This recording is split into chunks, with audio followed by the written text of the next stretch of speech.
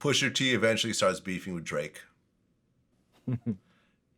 and Drake ends up sort of mentioning Pusha T's alleged drug dealing or lack of. I believe that Drake got a lot of that from my interview with No Malice. Like if you watch my interview with No Malice, how he sort of breaks down how he first, how Malice started first dealing, and then he went off to the military, and then that's when Pusha T, got involved, and he mentioned the cousins. Like if you listen to the Duppy freestyle, it basically came from our interview, and depending on who you talk to, some people say that Pusha T won that battle, other people say Drake won that battle. When you saw all that coming together, and you weren't involved in it, but you were part of that whole crew. How did you take that? Well, actually, I'm gonna say both of them won. I'm gonna say both of them won, and I'm gonna explain that.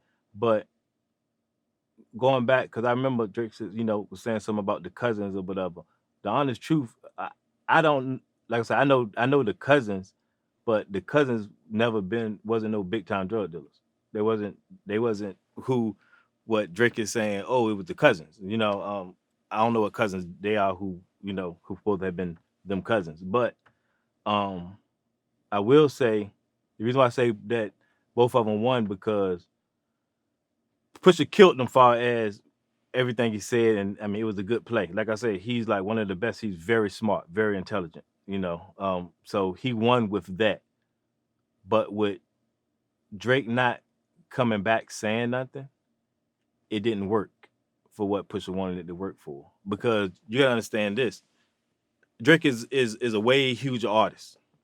So without him coming and making a big thing about it, you know, I look at it like the white Caucasian woman don't know who Pusha is.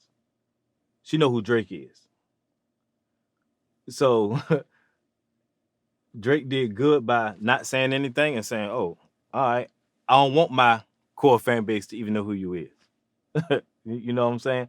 So so I look at it like Pusha won the battle, but Drake, I mean, he don't stop.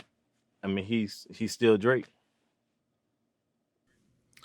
Well, yeah, and in an interview that Drake did with Rap Radar not too long ago, he basically said that him and Pusha T will never be cool. And when he was first listening to Pusha T, he thought he was the biggest drug dealer in the world, and how when he found out all that wasn't real, it was like kind of a big disappointment, and so forth. And the whole drug thing associated with Pusha T is always going to be a very interesting topic, because it seemed like Pusha T did dabble in that, but he was never what he was saying he was in his lyrics really ever.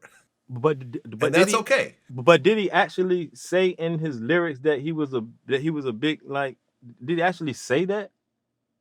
I see what you're saying. I'm not sure. I mean, I guess you really gotta have to go through and really break Yeah, down the like I lyrics. mean, I don't think he actually said he was a drug lord. You know what I'm saying? I mean, I'm not gonna sit here and say what he done because I ain't say that then and I ain't gonna say that now.